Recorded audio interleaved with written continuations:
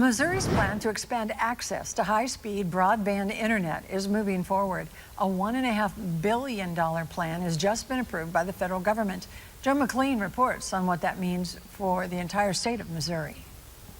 Expanding access to broadband internet doesn't just help those who are getting a better connection. State officials say by bringing more households online, so to speak, you're also raising the potential for new businesses, new employment or educational opportunities, and just growing the state's economy overall.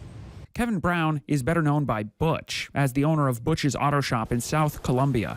It's an area that's been identified as unserved, meaning no internet provider covers that area at a reliable level. Primarily, 100% of my business requires the internet. I do consulting work for auctions that are not in this area, so I require a lot of Zoom calls and things like that. I sell classic cars, which requires Wi-Fi. Butch's business is only able to operate now because of a private connection. He said that access makes or breaks his bottom line. 4 years ago, I wouldn't have been able to do what I'm doing, but I'm very fortunate that I did because I wouldn't have been able to do what I'm doing. I would have had to probably switch locations. Missouri is right now in the process of filling in nearly 200,000 of these gaps in broadband internet coverage. While multiple state and federal projects are underway now, the big one is the BEADS program. That's Broadband Equity, Access, and Deployment.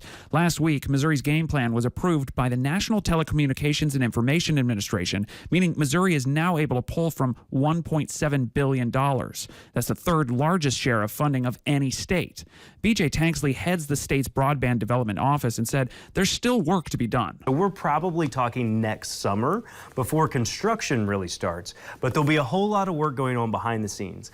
Our office working with the federal funders and the providers who've been selected working through environmental permitting and historic permitting to make sure once we have approval, they're able to hit the ground running and get these people connected. And the more people connected, Tanksley says, the more the state's economy can flourish and grow. In Jefferson City, Joe McLean, KY3 News.